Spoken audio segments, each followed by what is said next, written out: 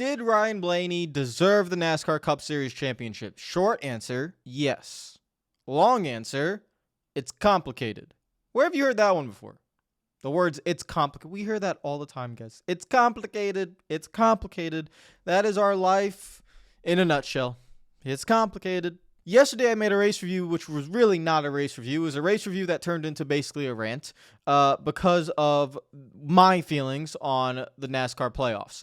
And I want to reiterate again because there have been a lot of comments on that video, and a lot of you guys agree. Some of you guys disagree. Some of you guys still didn't understand what I was trying to say. So I just want to clear that up again. But today we're going to go a little bit deeper. The day after, we're going to go deeper into this. Does Ryan Blaney deserve the championship, and all of my feelings on all this stuff, this discourse that is being talked about, and things that NASCAR I think should probably do. Real quick, I want to give a shout out to all the Patreon members, as always, for supporting the channel. Thank you guys so much for your support. You guys are the best. Nicholas, thank you for joining as well on the Patreon. If you guys want to support the channel, which is awesome. These guys, honestly, the Patreon members, the guys that join the live streams, support the channel. They are the best. And thank you guys so much, as always, for watching. All 77,000 of you, thank you so much. And thank you for commenting down below and interacting, for following on Twitter and on Instagram, even though I'm not really posting on Instagram a lot. But on Twitter, thank you guys so much. Now, let's get into this. So, again, guys, I want to make this very, very clear that I actually don't have a problem with NASCAR having playoffs. If anything, I have a problem with them calling it playoffs. I think Chase for the Cup is something very unique that NASCAR had, and then they threw it away, and I think they should bring it back because it's a great marketing tool to call it the NASCAR Chase for the Cup. And I know, it's not Sprint anymore. Chase for the Sprint Cup was literally perfect, but without even that sponsorship. Oh, hi, Sky. How you doing? Even without that sponsorship, the NASCAR Chase for the Cup is absolutely fantastic instead of just NASCAR playoffs. That is lazy marketing. It's lazy. You're losing out on a lot of revenue there that you could possibly push with sponsors and everything, and recognition. They're as simple as that. I mean, it's just really lazy by NASCAR. So if we can actually change the name back to Chase for the Cup, I'd sincerely appreciate that, because playoffs is boring, okay? Stop trying to be like the NBA and the NFL, which is NASCAR's ultimate kryptonite, is that they want to be like the NBA and the NFL, which is pure stupidity. You're not that, so stop trying to be that. Own what you are. Chase for the Cup is literally made for you.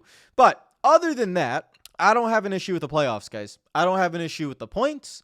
I don't have an issue with any of that. I need to make that extremely, extremely clear. That I don't have a problem with that. I don't have a problem, really, with Ryan Blaney winning the championship. I don't really have a problem with that. The one and only thing I have a problem with is determining this in one race. And I'm just tired of not saying anything about it. I think it's stupid. I think it's pathetic. I think it's embarrassing, and I think it's a disgrace to the sport that we decide this in one race. I think it's pathetic that William Byron has the season that he has, but he has to go into a race at Phoenix, which we already did 10 months ago, or whatever it was, and we got to do that race again. But if he doesn't have the fastest car, it doesn't matter what he did on the season, how many wins he had on the season, how many laps led he had on the season, how many top 10s and top 5s he had on the season. None of that matters. Because he didn't finish in a certain position for that Phoenix race by beating 3 other drivers, which he has been beating all season long, but he didn't beat them on that day, he doesn't win the championship. That is stupid. It's stupid to decide this thing in one race. And if you think otherwise, I honestly can't respect your opinion. I'm sorry that I'm being this harsh on it. I do not respect your opinion. If you think deciding this in one race is okay, and I repeat myself, I don't care about your opinion on whether it's deserving. I don't care if you want to say the points, it would have worked out this way or that way. We're going to talk about that later in this video. I don't care about any of that. Only thing I'm caring about, and if you come back to me and say, hey, Radman, I think doing this in one race, deciding a champion in a one-for-all race with 4 drivers is a good idea, I think that opinion is stupid, and you seriously need to get yourself checked. Being completely honest. I think it's pathetic. It is absolutely pathetic. No other motorsport in the world does this. That's my problem. That is my problem, is one race. Now let's get deeper into it with Ryan Blaney winning the championship, because it's caused a lot of discourse on social media. So we're going to pull up a few things. I want to first pull up something from Jet, which is MDK great YouTuber. If you guys don't know him, which you guys should know him, check him out. He got the champion's average finish. Okay, you can see it right here on the screen. From 2014 to 2023, the average finish of every champion since 2014. Now, since 2014, guys, this is the one race playoff format. That's why I love that he used this graphic, because it's just the one race that I have an issue with. You can pull up everything from 1960 if you want. It's just deciding this thing in one race that I have an issue with. So the average finish of all the champions, you'll see two that really stand out. Okay, and one that kind of stands out, but two really stand out. Kevin Harvick in 2014. If you rethink about 2014, Kevin Harvick and Jeff Gordon, those two guys were amazing all season long. So even though Jeff Gordon got eliminated and didn't even get a chance to race for a championship at Homestead, it doesn't really bother me that much, because at least the other driver that deserved it ended up winning at Homestead. But if you guys remember, Ryan freaking Newman finished second that year. Determining this in one race is stupid. It's stupid. It's pathetic. One spot away from Ryan Newman, who did nothing that season, by the way, winning a championship. This is how we determine champions. This is how you want to do it, guys. This is how you want to do it. It's pathetic. 2015, Kyle Busch. I guess another controversial one, but the land of opportunity, the home of second chances. He misses a large chunk of the season, not really by his fault. He got injured. If I remember correctly, it was the Xfinity race, hard hit on the inside wall at Daytona. He breaks his leg. I think he actually broke something in both of his legs, if I remember correctly, but it was bad. It was a bad injury. Misses the first 3 months of the season pretty much, comes back, NASCAR grants him a waiver, and then he wins, and he doesn't just win. He dominates since he comes back. Like, his average finish when he came back was 10.8. He did a fantastic job, won multiple races, and won the championship again at Homestead. That one's very controversial because for a lot of people, you shouldn't be allowed to miss that much of the season and still come back and win the championship. I don't really want to get into that, mainly because in other formats like the chase for the cup that I would be okay with, Kyle Busch would also win the championship in 2015, because I still don't believe in returning to a season-long format. That's not what I believe in. It's an option, but it's not what I believe in. For Kyle Busch, if you had a chase for the cup and you still want the win and you're in, he would be in there. Now, if you don't want the win and you're in, then no, Kyle Busch would not be your champion in 2015. That's a controversial one in 2015. It's very controversial. I'm not really on one side or the other. I think with what he did in the second half of the season, it was very deserving. But if you had a different format, maybe he wouldn't have won it. Jimmy Johnson in 2016. This one was the first one that really ticked me off. Jimmy Johnson in 2016 did not deserve that. He had a 14th place average finish. He did not really run well the majority of the season. And like I said, because Carl Edwards wrecked himself on that restart, also took out Joey Logano, it opened the seas for Jimmy Johnson, and Jimmy Johnson wins his 7th championship. But again, that's what happens when you determine this thing in one race, guys. Wrecks on restarts, double foul restarts, and it caused Carl Edwards to retire. It's just not okay. It's not okay. And I've had an issue with this since 2014, and it's just really all pent up now. 2017, Martin Truex Jr. fully deserving, 9.4 average finish. He was the best that season with the 78 team with Furniture Row. He was absolutely incredible. Joey Logano in 2018 finally breaks it down and gets his first championship again. I'm okay with that one. He had 10.7 average finish. Kyle Busch, 2019, very consistent all season long. The best average finish in the playoff era with 8.9 average finish in this format. Chase Elliott in 2020 with an 11.7 average finish. He got caught fire that end of that 2020 season as well. And at the Phoenix race, he started last and then won the race and everything like that. Deciding this thing in one championship, one race, whatever. Kyle Larson, 2021. Again, another one like Martin Truex Jr., one of the most deserving. He won how many races that year? Was it 10? Something like it was a ton. And then Joey Logano in 2022, which some people had an issue with because he had a 13.5 average finish, but he ends up winning the championship. And then Ryan Blaney in 2023 with a 14.1 average finish. And as Jet said, it's the lowest average finish of all the champions since 2014. This does not mean that Ryan Blaney is not deserving, but if you look at the numbers compared to the two that are kind of meh, which is Jimmy Johnson and Joey Logano of 2022, it's worse than both of those. And let's pull up another thing. This was Jeff Gluck on Twitter. Let's pull this up. Until winning Talladega last month, Ryan Blaney went 15 straight races with no finishes better than ninth. I want to repeat that. Ryan Blaney went 15 straight races with no finishes better than ninth. And that was before Talladega, which includes the playoffs, guys. That includes the playoffs. Okay? 15 straight. Here's the other side of this. This is why I say Blaney deserves this championship, and I don't want any hate or any criticism going to Ryan Blaney. Blaney and his team caught fire in round 3, which is the round of 8, with finishes of 6th, 2nd, and 1st. With the win at Martinsville, he automatically locks himself in to the championship race. He finishes 2nd in the championship race, and he wins the championship because he's better than the other 3 cars. That is what wins you a title. So let's make this very clear, guys. The answer to the question that I asked at the beginning of this video, does Ryan Blaney deserve the championship? Yes. Short answer. And in the long answer, yes as well, because the format that he was in, he won. Okay? The format that he was in, we all know what you have to do in this format. You just got to catch fire at the right time. I repeat, 15 straight races without a finish better than ninth. You enter the first round of the playoffs. That's still okay for you to move through, and you win a plate race at Talladega. Then you catch fire in the final month of the season. That is what gets you the championship. That is all anybody has to do. Do we know why? Because this format is absolutely flawed to its core when you design this thing in a one-race championship race. Now, what might be the changes, right? What might be the changes? Well, what if you get rid of the one-race chase? One race elimination, whatever crap. One race.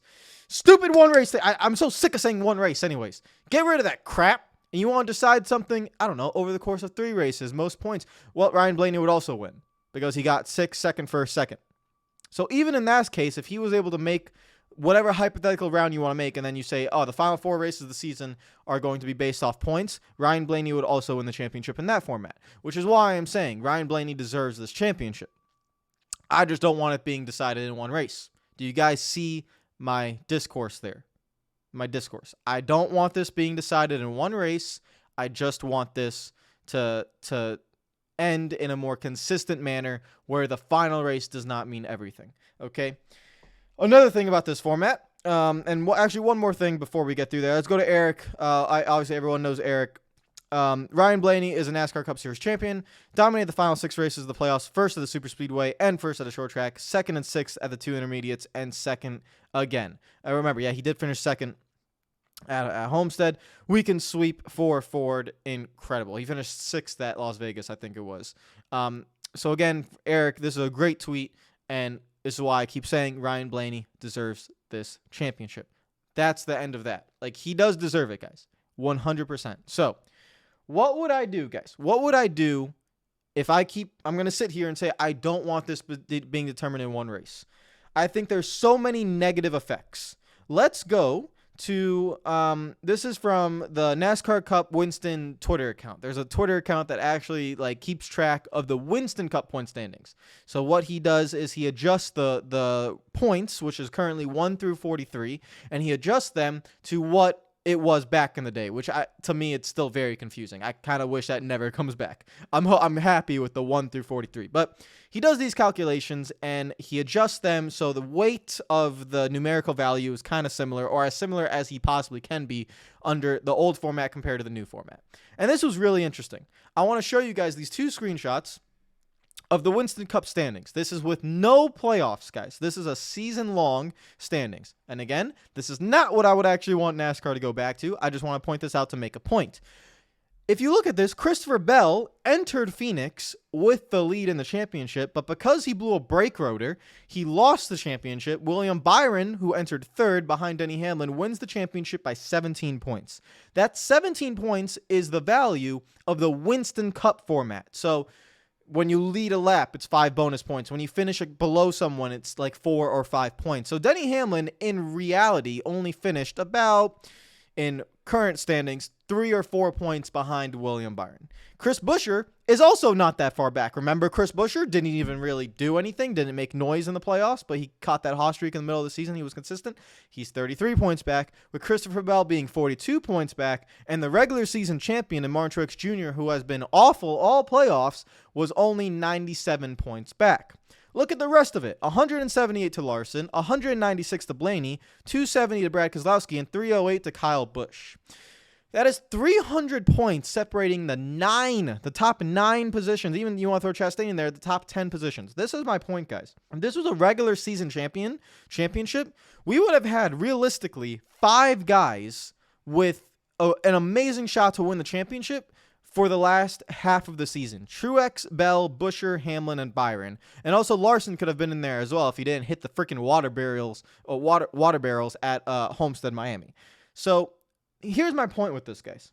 My point is, and I'm going to pull up another thing, which is more detailed from the Winston Cup account as well, which shows the wins, the polls, the top 5s, and the top 10s. And this is what I want to say. Look at William Byron. Look at Denny Hamlin. Look at them. 21 top 10s, 19 top 10s, 17, 19, 17, 18, 18, 16. Do you see how consistent the top 10s are with top 5s?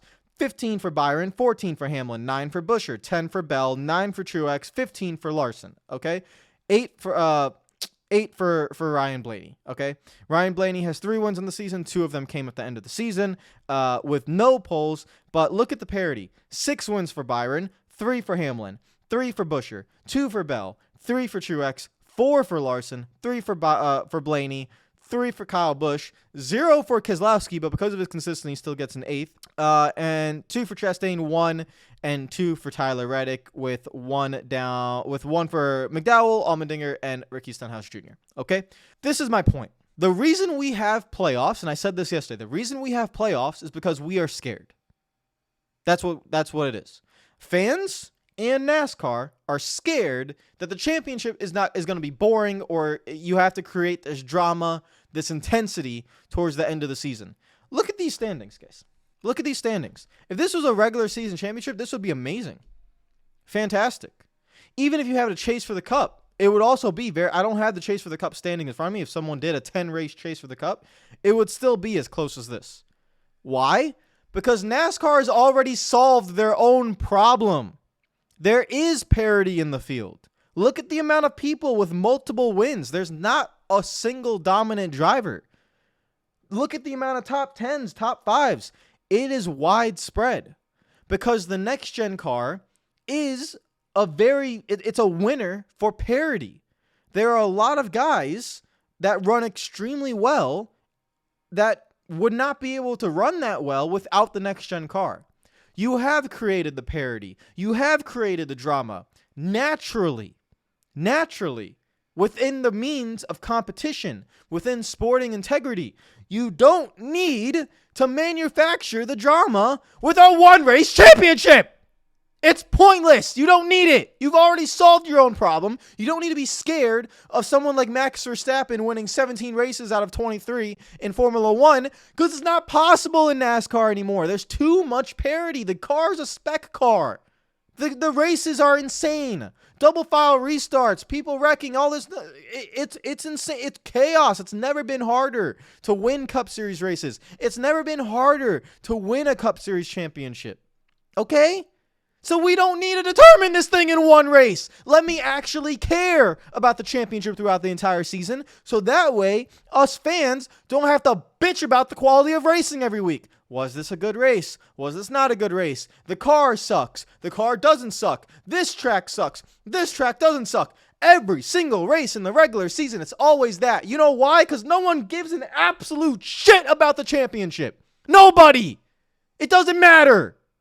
The only thing that matters, I'm freaking dying. The only thing that matters, guys, the only thing that freaking matters is you catch fire in the final half or the final 4 or 5 weeks of the season, guys, and that wins you a championship.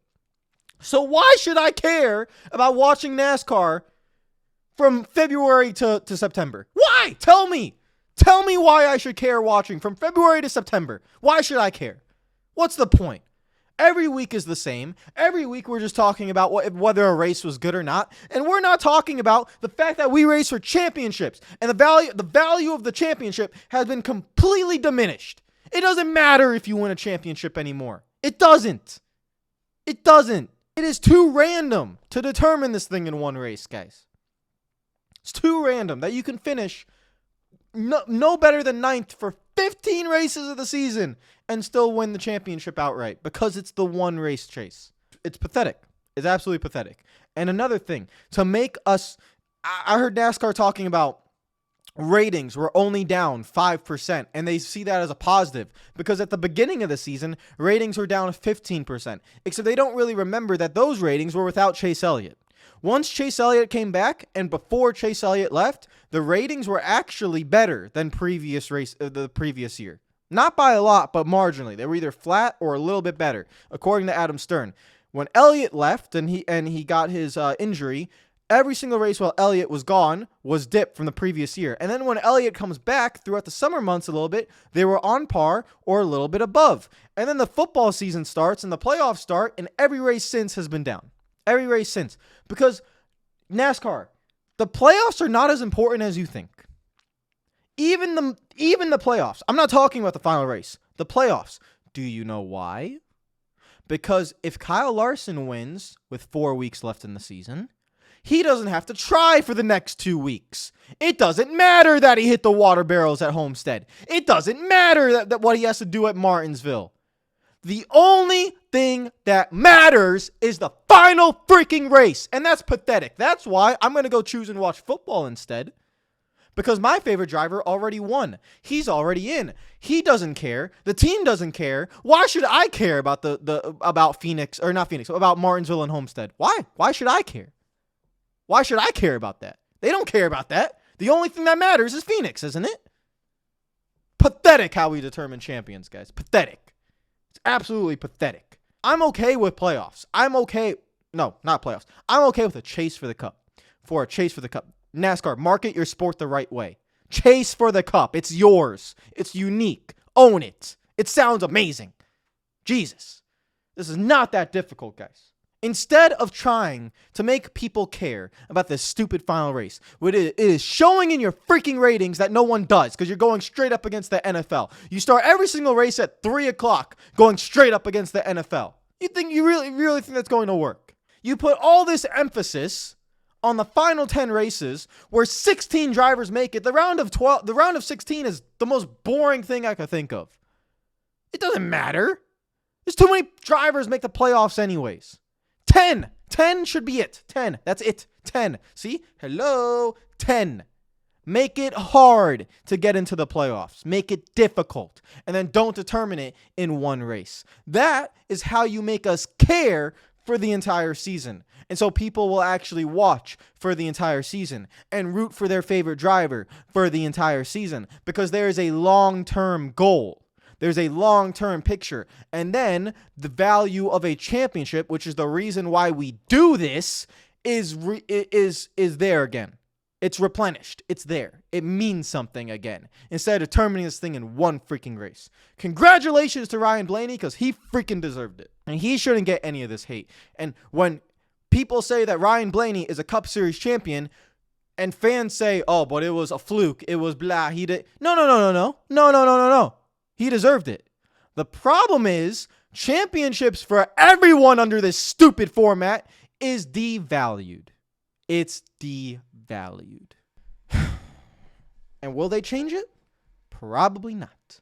Probably not. They won't listen.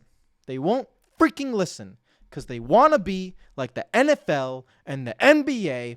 The TV directors have even told the commentators to make as many comparisons as you can to the NFL and the NBA and show the fan how this is similar to the NFL and the NBA. And you forgot that you're America's premier